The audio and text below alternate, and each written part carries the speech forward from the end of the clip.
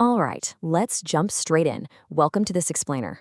If you've ever stood there watching your highly skilled maintenance crews just standing around waiting for instructions, or if you feel like your workday is completely eaten alive by bottlenecks while the backlog just keeps growing, well, you are in the exact right place.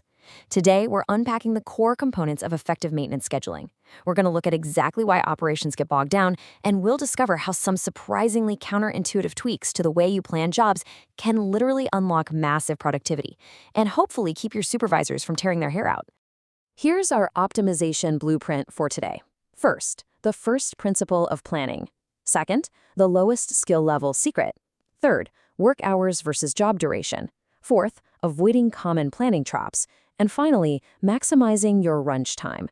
We've laid out a step-by-step masterclass in job planning to help get your operations running seamlessly.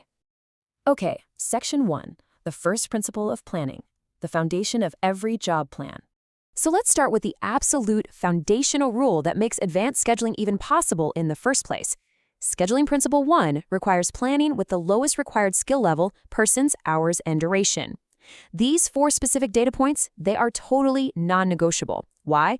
Because handing a crew supervisor a vague job ticket without hours or skill requirements is basically forcing them to guess. They just end up assigning whoever happens to be available rather than whoever's actually right for the job. This isn't just, administrative paperwork. This is about giving your supervisors the exact ammunition they need to efficiently assign work and stop immediate inefficiency right out of the gate. Moving on to Section 2, the lowest skill level secret. Why asking for less gives you more. Let's uncover a concept that might feel kind of backward at first, but is actually a total superpower for crew flexibility. Imagine a job that only requires light structural welding. If your plan rigidly demands a highly skilled certified welder, you are instantly boxing your supervisor into a corner. They might have a massive backlog full of actual certified welding jobs and maybe only one certified welder on staff. Boom, the job stalls. On the flip side, requesting a mechanic who just has light welding skills suddenly blows the doors wide open for assignment options. You give the supervisor the flexibility to actually use their broader team, which keeps that specialized, highly paid talent free for the jobs that truly require them. This directly impacts team assignments too. Say a job physically needs 2 people, but only one of them actually needs to be a skilled mechanic. Your plan should explicitly ask for 1 mechanic and 1 helper. Think about the massive relief a supervisor feels when they aren't forced to waste a top-tier mechanic just to hold a flashlight or lift a heavy component. By specifying the absolute lowest qualified skill level, you empower your supervisors to keep the schedule moving rather than stalling out over totally unnecessary requirements. All right, Section 3, work hours versus job duration, untangling the time paradox. Let's untangle a vital paradox that trips up even seasoned planners and just completely derails schedules on factory floors every single day. The crucial point here is understanding these definitions. Work hours equal the individual labor hours required by each specific technician. Job duration, on the other hand, is the straight calendar time it takes to finish the physical work on the equipment. Now, they sound very similar, right? But they are rarely the same number.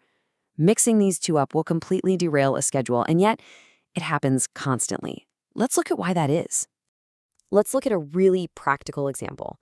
Imagine a pump rebuild job. This job requires 3 people, a mechanic, a helper, and a painter. Through our estimates, we figure out that the total work hours for this job equal 15. So does that mean the machine is down for 15 hours? Well, not exactly. If you're just looking at the labor cost, sure, it's 15 total hours. 5 for the mechanic, 5 for the helper, and 5 for the painter. But in reality, the mechanic and helper are working side by side for their 5 hours to rebuild the pump. The painter can't even touch the equipment until they are completely done. That means the painter's 5 hours happen sequentially after the rebuild. Because of this, the actual job duration, the calendar time the equipment is actually being worked on, is only 10 hours. Your schedule absolutely must account for both of these metrics to function correctly. And here is a hugely critical caveat about time. These estimates, they're for maintenance scheduling only. They do not include the time the operations growth needs to prepare the equipment, like clearing it out or locking it down, or the time needed to restore it to service afterward. This is such a relatable pain point. There is literally nothing more frustrating for a crew than showing up totally ready to work, only to find the machine is still running and full of product. Without advanced coordination with operations, your technicians are just going to sit around waiting, totally killing productivity before the job even starts. Okay, Section 4. Avoiding common planning traps. navigating the pitfalls of job estimation. Now that we've got our foundation set regarding skills and time, let's look at two incredibly common administrative traps planners fall into. Trap number one usually starts with a simple, genuine question. Should you always assign two people to a job? A lot of planners just default to this, figuring it's naturally faster or safer as a blanket rule. But always presuming two technicians must work together is a massive mistake that just quietly drains your available labor hours week after week. Now, while you absolutely shouldn't default to pairs, there are perfectly legitimate strategic reasons to do so. You might assign two people to drastically reduce critical operating downtime on a vital machine. It also makes a ton of sense for tricky task logistics, like, say, dealing with valves that are just way too heavy for one person to safely manage. Obviously, safety is always paramount, especially if the work is isolated in a dangerous industrial setting. And sometimes you assign pairs purely for training and cross-training. The real takeaway here is just to make pairing a highly intentional choice, not some mindless administrative default. The second big mistake is what we call the shift rounding trap. This is when planners bump job times up to half or whole shift increments, like making everything 4 or 8 hours simply because the crews happen to work 8-hour shifts. It is so incredibly easy to fall into this trap because, let's face it, planners like neat, tidy numbers on spreadsheets. But this administrative convenience, it creates absolute real-world chaos and severely damages the entire scheduling effort. Let's walk through exactly how destructive this actually is. Say you have a 2-hour job and a 6-hour job. Common sense tells us those fit perfectly together into a single 8-hour shift for one technician. But if a planner falls into the rounding trap, they might artificially inflate that 2-hour job to 4 hours and bump the 6-hour job up the 8 hours. Suddenly, on paper, you have 12 hours of work.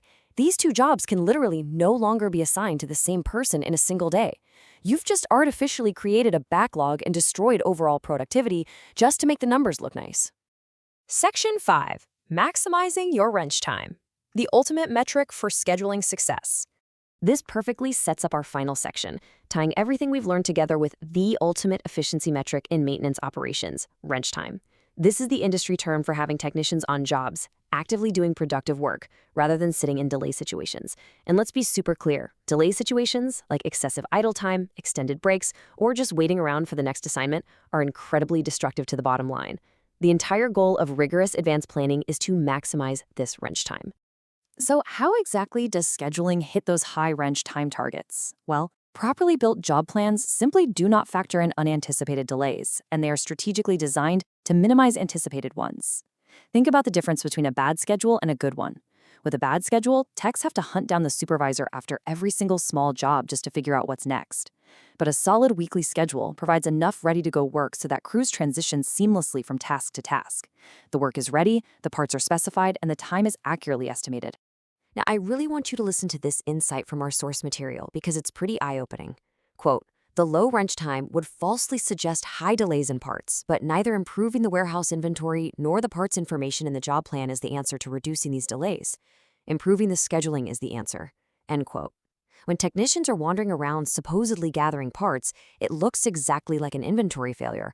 But if they're doing this just because they weren't assigned enough overall work for the day, the warehouse isn't the problem. The low wrench time is an illusion masking a deeper issue. Improving your warehouse won't fix it. Improving the schedule is the only real answer. So as we wrap up this explainer, I want you to look at your own operations and ask yourself a pretty tough question.